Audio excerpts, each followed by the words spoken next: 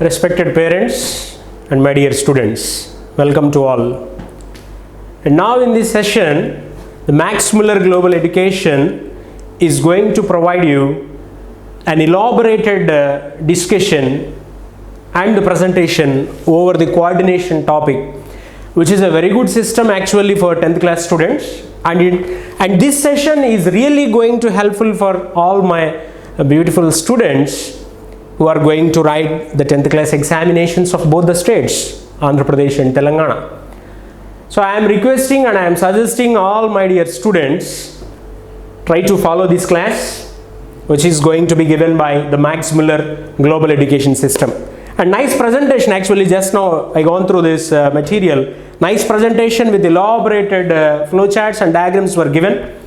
It really helpful for the students.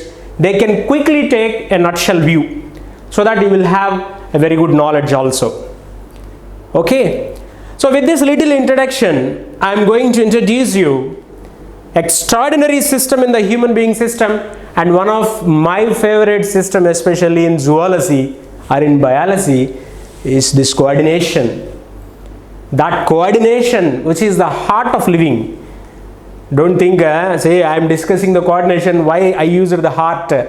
See, heart is very important structure in the body. Like that, this coordinating system is also one of elaborated system, one of the important system, one of the interesting system in the human being body. Without this, no human being can work, and in fact, no lower organism also cannot work, Basically, if I think you had very good idea over the cellular level of organization and tissue level of organization, followed by organ grid of organization and organ system grid of organization. Very simple explanation. I think perhaps you might have studied in your lower classes. If only cells are present in the body, it comes under cellular level of organization, dear students. If cells combine to form tissues, it comes under tissue level of organization. If tissues combine to form organs, it comes under organ system grid of organization. Don't confuse. In some animals only cells are present and cells are not combined to form tissues. In some animals tissues are present, only tissues are present, but tissues won't combine to form organs. So those organisms comes under tissue grid of organization. And in some animals the tissues combine to form organs, that is called organ grid of organization. And in the remaining animals, organs combine to form organ system. So if that organ system is present, then only we can say that system is highly developed system, that animal is highly developed animal. That animal is highly developed animal. On what basis, students, we will confirm that animal is developed? Tell me, just imagine. On what basis you will tell that animal is developed? On which basis or on what basis the students are going to be promoted to the next category, to the next standard? Basing on the marks. Marks means, what do you mean by marks? Marks, of course, marks are not the assessment for the caliber of students, but we will consider marks. So basing on marks, the students are promoted to the next category. And especially, this is very crucial for 10th class students. Why? Because you are going to enter into +1. So this is really helpful for the 10th class students. So marks are the criteria here.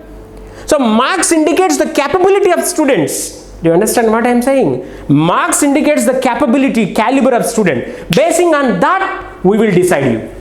So basing on the capability of an animal is going to be decide whether it is successful or not. That is nothing but the organization, keeping the animals in the different levels. What it is nothing but nomenclature. Means giving scientific name is nomenclature, and classifying the organism is very important. Classifying is nothing but keeping the animal in the perfect address. The address of an animal is very important. Don't confuse, students. Address of an animal. Address, very important word. Don't think why sir is mentioning the address of an animal. Yes, an eminent ecologist, Odum is a scientist name, ODUM. He mentioned that address of an animal is very important. Whether animal is developed or whether it is not developed, basing on that developmental status, you are going to put the animal in one specific classification, one specific taxa, one specific rank, one specific level. So basing on that, we are going to decide. I mean to say, students, I mean to say, what I am saying, what I am trying to explain is, if animal is developed, we are going to put under organ system grade of organization.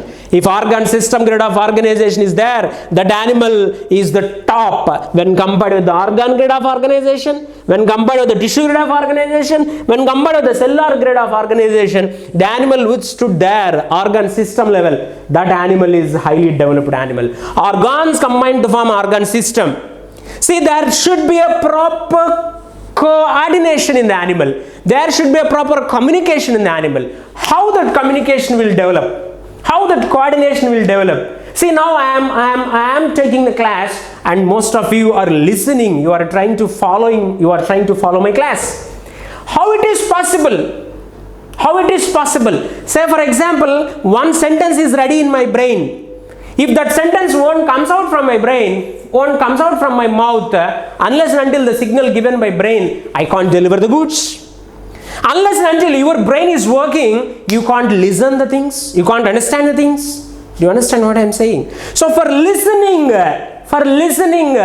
once again I am saying, for listening, who is required? This gentleman is required. See the great person here. I am very happy to introduce this particular diagram. Whenever I see this diagram in the textbook, some goosebumps will develop. For me, yes, believe me. Why? Because that is the power of the diagram. If that diagram is not there, there is no life. So this diagram is an extraordinary diagram. This diagram, who is this hero? The hero of today's picture, the hero of today's class, the hero of today's session, or the hero of any sessions in biology is this fellow. Who is this fellow? Nerve cell. This is nerve cell. I like this diagram. See the nerve cell. If this nerve cell is not there, where is life? There is communication. How can you understand what I am speaking? And how can I deliver the goods effectively without nerve cell? So this nerve cell is very important in the human being body to communicate all the systems, to interact all the systems. So many systems are there inside our body. You know that digestive system, respiratory system, circulatory system, excretory system, how many systems are there? So many systems are there, but one master is required to communicate, to connect all this. One master is required to connect all these. Who is that master? He is the master. He is the master who is going to communicate all the systems, who is going to link all the systems. Students, listen point what I am saying. Try to follow what I am saying. See, when the person is performing the physical exercise, when one person is performing the physical exercise, which system is required? Tell me which system is required? Which system is required? Just think. Okay, muscular system is required, limbs are required, muscles are required. Okay. What are other systems which are required? Other systems? Bones, skeletal system is required. Okay. What are other systems required? So to provide energy, who is required? Digestive system is required. For the oxidation of food materials, oxygen required means respiratory system is required. To supply the energy, to carry that ATP, to carry the blood to different body parts, circulatory system is required. To pump the blood, heart is required. So all systems are required. If we are performing the physical exercise, if you are performing any physical exercise, even in the gym also we perform so many exercises. Generally human beings will perform number of exercises. For any exercise you will perform, who is required? Don't think single system is required. Don't think like that. Only muscular system is required to perform physical activity. No, it's not like that. So it is a coordination. Our body don't think like that. Like what? Like what? Hey, why I have to supply energy? Legs are working, why I have to supply energy? No, I won't supply. Do you think our digestive system will think like that? When person is performing the vigorous physical exercise, more and more oxygen is required. Who is going to give that oxygen? Respiratory system, it has to supply oxygen. Our lungs has to supply oxygen. Lungs don't think why the person is running and why I have to supply oxygen. No, lungs will not think like that. So our systems will work in a so much friendly manner. See, my muscles are working, So my heart will give sufficient, my heart will pump sufficient blood, my lungs will supply oxygen, digestion is required. So all systems, and that integration is required, that communication is required. That communication is going to provide by this beautiful system, what it is called coordination. Coordinating system is required, which was extraordinarily explained in that Max Muller Global Education chapter. Okay, and now if you see this coordination, I told you that so many cells are present inside the body. Nerve cells are present, sensory cells are present. Besides that, so many cells are present. But I mentioned these two cells, sensory cells and nerve cells. If sensory cells and nerve cells are present, then we can say that the animal is highly developed animal. So the main key transition in the evolution, what a statement here. The main key transition in the evolution is the sensory cells and nerve cells development. So many other key transitions are there, something like coelom, like symmetry, tissues, everything. So many things are there, but sensory cells and nerve cells are required. Sensory cells and nerve cells are required. That communication is required. You understand what I am saying? That is provided by this nerve cell. You see this body. The body what you are seeing here is called cyton. C-Y-T-O-N. Cyton is also called cell body. C-E-L-L-B-O-D-Y. Cell body. What is another name of cell body? Soma. S-O-M-A. Soma. Soma means body actually. Ribosomes. Ribo, protein. Soma, body. Ribosomes. Chromosomes, chromo, color, soma, body. Lysosome, see the some is nothing but body. So this is called soma, S-O-M-A, this is called soma. Soma is also called cell body, also called cyton. This is the main body, the cyton or cell body or soma. Another name is also there, is also called perikaryon. Students, you are going to enter into +1 intermediate, so you have to build up the subject. I think most of you heard about this. Perikaryon, P-E-R-I-K-A-R-Y-O-N, perikaryon. See the word, that is the beauty of science here. Perikaryon, peri, surrounding, karyon, nucleus. Study of nucleus is called karyology. So this is a body which surrounds the central nucleus. This is called perikaryon or soma or cell body or cyton, which is having so many branches. And what are those branches? Those branches are called dendrites. D-E-N-D-R-I-T-S, dendrites. That body is called dendrite. Dendri, in Greek terminology, dendri means tree branch. Dendri means tree branch. See, something like the tree branches. And what is this one? Who is this person who is elongated? Who is elongated? This person. He is also dendrite. Don't confuse students. This is also dendrite. I will tell like that. This is also dendrite, but this is not mistake. You know why? One of the elongated dendrite is called axon. So this guy is axon. A-X-O-N, axon. One of the dendrite which is elongated is called axon. So this is also dendrite, but is elongated. One of the elongated dendrite is called axon. Shall I show you the nerve cell diagram? In my hand I will show you. In my hand. It means don't think I will draw the diagram here. My hand itself is a nerve cell. My hand is a nerve cell. Your hand is a nerve cell. Will you believe it? See, this is cyton. This is cyton. This is cyton. So many branches are there. So many finger-like branches. These are branches. And one of the branch which is elongated, axon. See, this is axon. That's it. That's what I represented there. So this is cyton or cell body or soma or perikaryon. And these are branches, and these branches are called dendrites. And one of the dendrite is elongated, and this is called axon. The starting point of axon, this is the starting point. This is axon. I asked you to imagine my hand as a nerve cell diagram. Dear students, let me tell one thing. Unless and until you imagine the subject, you can't learn the subject. Imagination is required. So you have to imagine the subject. You have to imagine the subject. Whenever I am saying the word nerve cell, means you have to imagine one nerve cell is there in front of you, and it is showing number of branches. And whenever you closes the eye, you should see that nerve cell diagram. Yes, now I am seeing the beautiful nerve cell diagram in front of my eyes, even though I closed my eyes. That is called imagination. That imagination, that interest is very important for the science students. Okay, and this is called the nerve cell. And the starting point of axon, this one, the starting point of axon is called axon hillock. Okay, I will rub this. The starting point of axon, see, this is the starting point of axon. The starting point of axon is called axon hillock. Hillock. Axon hillock. The starting point of axon is called axon hillock. And this is one of the elongated structure, what it is called? Axon. Axon is covered by, students, please see this one. This is axon, and this axon is covered by one sheath. What is that sheath? One layer. What is that layer? Here there comes one sheath. One sheath is present like this. What is this sheath? And this is called myelin sheath. I will write here. The sheath is called myelin sheath. This is myelin sheath.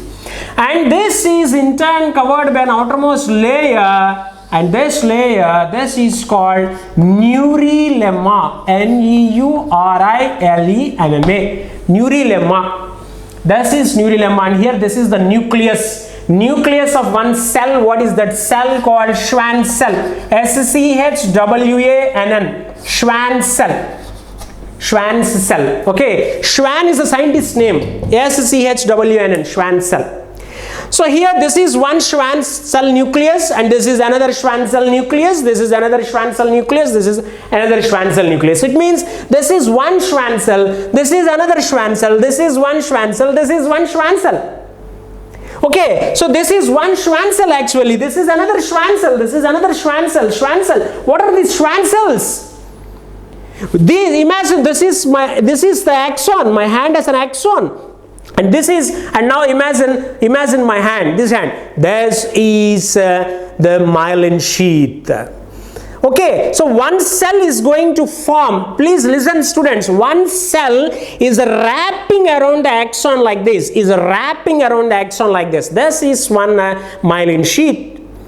And now the outermost layer of this myelin sheath, who is going to form by the Schwann cell, is nothing but the neurilemma. That is neurilemma. So this is one Schwann cell, this is one Schwann cell, this is one Schwann cell, this is one Schwann cell. Like that, number of Schwann cells form the myelin sheath around one axon. Students, my sentence is more powerful. Please listen carefully. Number of Schwann cells are going to form myelin sheath around one axon. So this is one Schwann cell. Similarly, this is another Schwann cell which is going to form the myelin sheath here. And now another Schwann cell is going to form the myelin sheath here. So this is neurilemma, this is neurilemma, this is neurilemma, this is neurilemma. So one Schwann cell is going to form the myelin sheath here, another Schwann cell is going to form the myelin sheath here, another Schwann cell is going to form the myelin sheath here. So number of Schwann cells are going to form the myelin sheath around one axon. Only one axon. Only one axon. Number of Schwann cells are going to form the myelin sheath. And in this occasion, I am asking my dear beautiful students, please tell me who is going to form the myelin sheath in the central nervous system. Who is going to form the myelin sheath around these axons in central nervous system? Who is going to form? This is the question what I asked. You just keep in mind. You just think, I think most of you know the answer, or else I will explain. And this is the Schwann cell, Schwann cells. Number of Schwann cells are going to form the myelin sheath around the axons. You know what is an outermost layer of the nerve cell? And what is an outermost layer of muscle cell? What is the outermost layer of nerve cell and what is the outermost layer of muscle? You tell me what is the outermost layer of nerve? Nerve, N-E-R-V-E. Now, who is the outermost layer? Who is the outermost layer of muscle? epimysium. What is the layer present below the epimysium? Perimysium. Below the perimysium, endomysium. Below the endomysium, sarcolemma. You understand what I am saying? Epimysium, perimysium, endomysium, sarcolemma. These are the layers which are present in muscle. So if you see the outermost layer of muscle, epimysium, below that perimysium, below that endomysium, and then sarcolemma. Already Max Muller Global Education, they gave a very good slot, very good explanation over the muscle. You can see it in the coming episodes also, or in the previous episodes also. Similarly now, I will replace the word muscle with the nerve. Don't confuse students. I know I am explaining the nervous system. Don't think why I explained muscle in the middle to compare. Outermost layer here, in the muscle it is epimysium, in the nerve cell it is epineurium, perineurium, endoneurium. These are the layers which surrounds the nerve. Outermost layer is epineurium, below that perineurium, below that endoneurium, and there comes the layer neurilemma.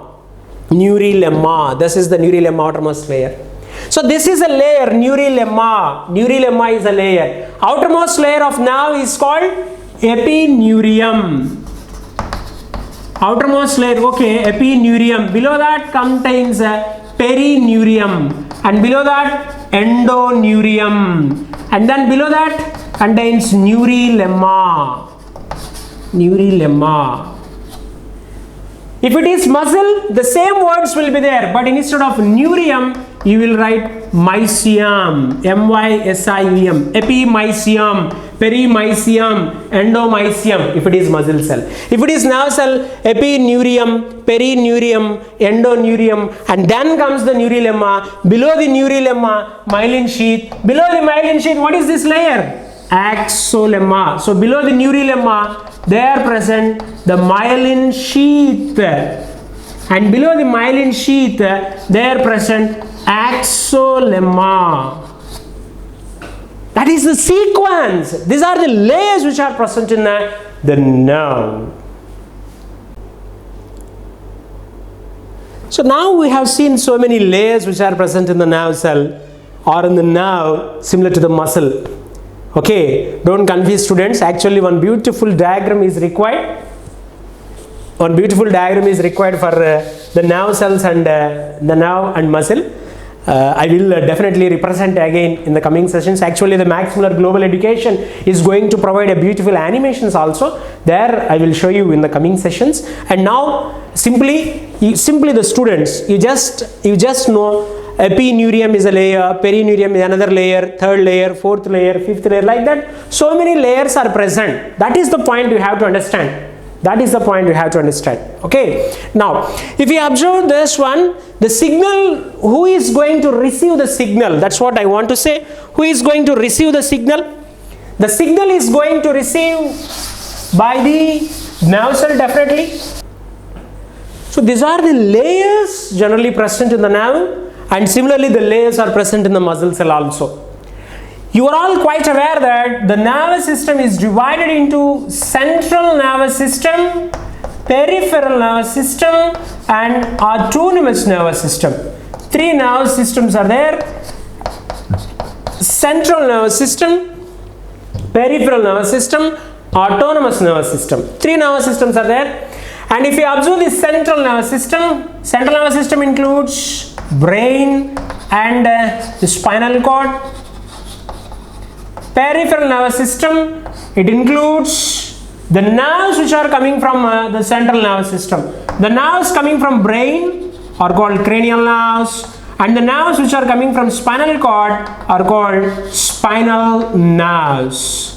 So the nerves coming from brain, cranial nerves, the nerves coming from spinal cord, spinal nerves. So simply peripheral nervous system is nothing but the nerves which are coming from central nervous system, that is peripheral nervous system, and autonomous nervous system is divided into two types, what it is called sympathetic nervous system and parasympathetic nervous system.